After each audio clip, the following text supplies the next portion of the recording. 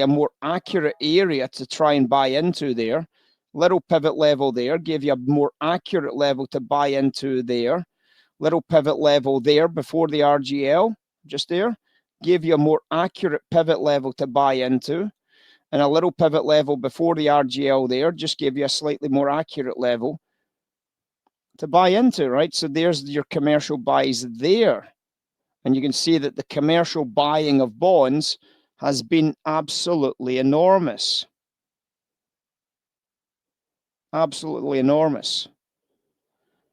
As a prop trader, your trade is basically to buy the breakout of the red line. So as a prop trader, you're watching for that trade to come in here, and then you're trading it as it comes out there and as it comes out there. You're trading this as it comes out here and as it comes out here. You're trading this as it comes out there, and you're trading this as it comes out there. So as a prop trader, you're buying after the commercials have done their accumulation. And the takeaway from that trade is pretty good. So you're obviously, again, looking at that from a prop trader and from a commercial trader today, and you're asking exactly the same question: what is the trade? Well, we can already recognize what the trade is. So if you remember what we did here, you go to the left, you find the pivots, and you buy below the RGL. So there's the RGL today there. So you go below the pivots and you say, well, as a commercial, they're going to buy here. We never go there. So we go above the RGL. So what happens? The prop desk buys just there. So there's your prop buy right there.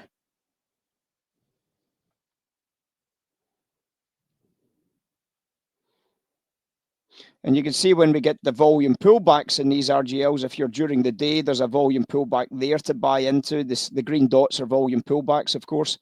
So there's your volume pullback trades there. Your volume pullback trades there. There's a green dot there. There's a green dot there. So you're getting your volume pullback trades to buy into there. And you're getting your volume pullback trades to buy into there. Prop desk, volume pullback there, prop desk buyer here, prop desk buyer here. You're obviously coming back into this deal as actively as you can, and then you're buying on the pullback areas going forward.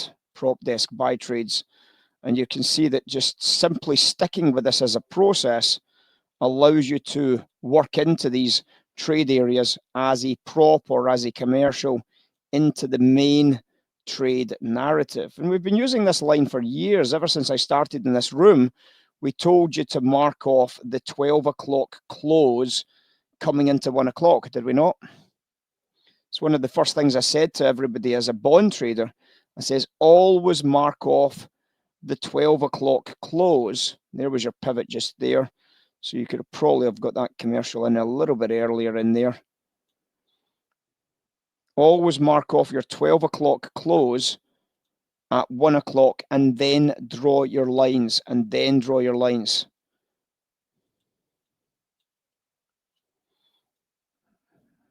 You don't have to, sorry, I'm putting this as a breakout of the RGL. It's actually the break of the red line, because you can actually get in early on the break of the red line again, coming back out of these areas.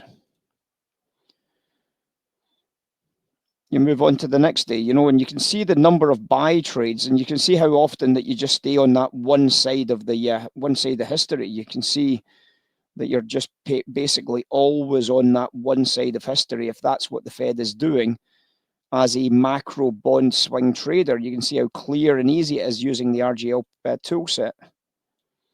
So there's the RGL there. The pivot comes in. I don't know where the liquidity is. It's actually a wee bit lower, so we'll have to use the actual RGL liquidity there. So there's your buy trade there. And that red line is obviously very, very easy to trade, very easy to spot. And you're just buying when it comes back above these areas here and here. And then it just keeps going and just keeps going, doesn't it? So you can see that doesn't matter how many days back we go, as a commercial bond trader, I think you can probably say we've done pretty good on the RGL. It's not 12 o'clock, it's 1 o'clock. When we did this class originally, we talked to everybody on the 1 hour chart, and we says the 12 o'clock candle, which closes at 1 o'clock, the end of that 1 o'clock candle is a very good RGL. is a very good RGL area to work into as a bond trader. And it's turned out to be, again, the case. It's a very, very, very good trade, very nice outcome.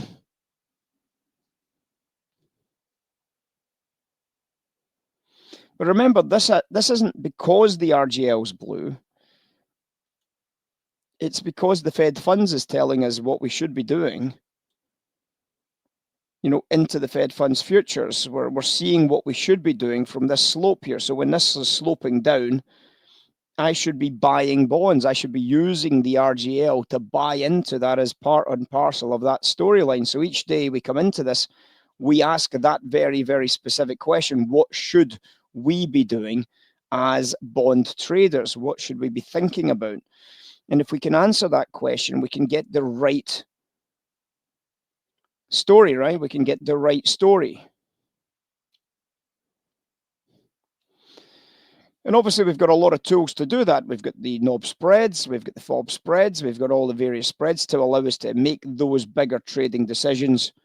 And, you know, from those bigger trading decisions, we just move forward from the, as I said, the spread itself. And if the spread is in line, we know what RGL to be using. And if the spread is a little bit out of line, well, if it's a little bit out of line, we know what spread we should be using.